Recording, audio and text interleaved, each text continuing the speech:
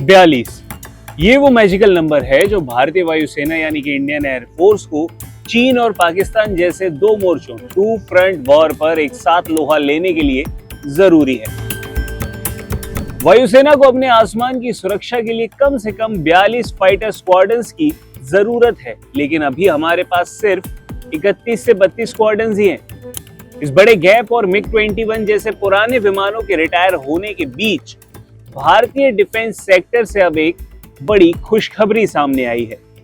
लंबे इंतजार और ग्लोबल सप्लाई चेन की दिक्कतों के बाद डिफेंस सेक्रेटरी संजीव कुमार ने आधिकारिक तौर पर यह क्लियर कर दिया है कि भारत का स्वदेशी तेजस मार्क 1A इसी साल इसी फाइनेंशियल ईयर भारतीय वायुसेना के बेड़े में शामिल होने वाला है। रक्षा उत्पादन सचिव के अनुसार ये प्रोजेक्ट 90% से ज्यादा पूरा हो चुका है। ये सिर्फ एक फाइटर जेट की डिलीवरी नहीं है, ये उस बदलते भारत की तस्वीर है जो अब दुनिया से हथियार खरीदने वाला देश नहीं है, बल्कि खुद हथियार बनाकर बेचने वाली ग्लोबल पावर बनने की राह पर है। तो आइए इस बेहद जरूरी डिफेंस अपडेट को सिस्टमैटिक तरीके से डिकोड करते हैं। आखिर डिलीवरी में देरी क्यों हुई है, पहले वो जानते हैं। तेजस MK1 को लेकर भारतीय वायुसेना ने दो अलग अलग फेज में कुल 180 विमानों का भारी भरकम ऑर्डर दिया।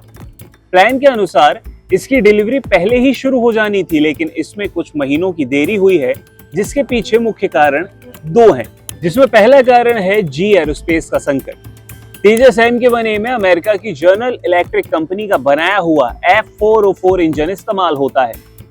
कोविड महामारी के बाद ग्लोबल सप्लाई चेन पूरी तरह से टूट गई।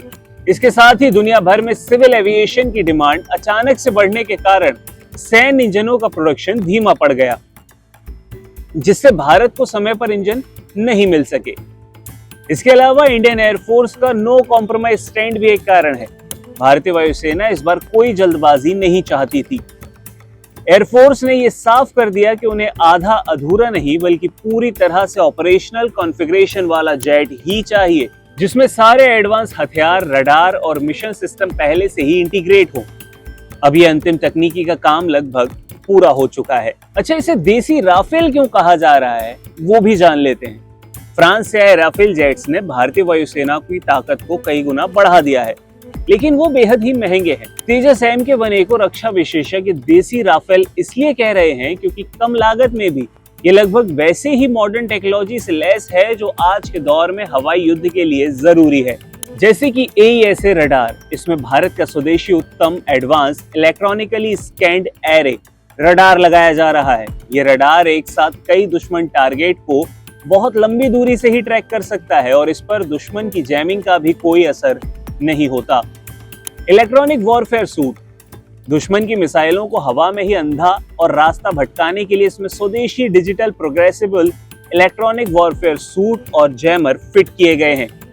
स्मार्ट कॉकपिट भी है और हथियार भी कई सारे लोडेड हैं। इसमें पूरी तरह से डिजिटल ग्लास कॉकपिट है जो पायलट के काम को आसान बना देता है। इसके साथ ही भारत की अपनी अस्त्र VBR जैसी खतरनाक लॉन्ग रेंज मिसाइलें और स्मार्ट बमों को दागने में भी ये विमान सक्षम है। कुल मिलाकर आत्मनिर्भर भारत के लिए ये प्रोजेक्ट गेम चेंजर है। रूस यूक्रेन युद्ध और मिडिल ईस्ट के ताजा संघर्षों ने दुनिया को एक बहुत बड़ा सबक सिखा दिया है कि संकट के समय विदेशी कंपनियों और देशों पर हथियार या स्पेयर पार्ट्स के लिए निर्भर रहना सबसे बड़ा सुसाइड है। तेजस MK1A भारत में ही डिजाइन है और मैन्युफैक्चर हो रहा है। इसका सबसे बड़ा फायदा यह है कि युद्ध जैसी स्थिति में हमें किसी दूसरे देश के सामने हाथ नहीं फैलाना होगा। इसके अलावा इस एक प्रोजेक्ट से भारत का पूरा प्राइवेट और पब्लिक डिफेंस इकोसिस्टम खड़ा हो गया है। इलेक्ट्रॉनिक्स, कंपोजिट मटेरियल और एवियोनिक्स बनाने वाली सैकड़ों छोटी बड़ी भारतीय कंपनियां इस प्रोग्राम से जुड़ी हैं और यही तजुर्बा आगे चलकर भारत के 5वीं पीढ़ी के लड़ाकू विमान AMCA यानी एडवांस मीडियम कॉम्बैट एयरक्राफ्ट और तेजस मार्क 2 बनाने में रीढ़ की हड्डी का काम करेगा। अब तक भारत दुनिया के सबसे बड़े हथियार खरीदार देशों में टॉप पर रहता था, लेकिन अब पासा धीरे धीरे पलट रहा है। रक्षा मंत्रालय के अनुसार कई सारे देशों ने तेजस फाइटर जेट को खरीदने में गहरी दिलचस्पी दिखाई है। कम मेंटेनेंस कॉस्ट है, वजन हल्का है और हाईटेक फीचर्स की वजह से ये कई देशों की पसंद बनता जा रहा है। हालांकि भारत सरकार ने रणनीति को साफ रखा है, क्योंकि पहली प्राथमिकता भारतीय वायुसेना के बेड़े की कमी को पूरा करना है। उसके बाद ही बड़े पैमाने पर इसका एक्सपोर्ट शुरू किया जाएगा। अगर तेजस का एक्सपोर्ट सफल रहता है तो भारत दुनिया के उन गिने चुने एलिट देशों में आ जाएगा जो फाइटर जेट खुद डिजाइन करते हैं, उड़ाते हैं और पूरी दुनिया को बेचते हैं। चीन और पाकिस्तान मिलकर अपनी एयरफोर्स को लगातार मॉडर्नाइज कर रहे हैं। ऐसे में तेजस MK1 की ये पहली टाइमली डिलीवरी भारतीय आसमान को एक अभेद्य किला बनाने में सबसे बड़ा रोल निभाने वाली है।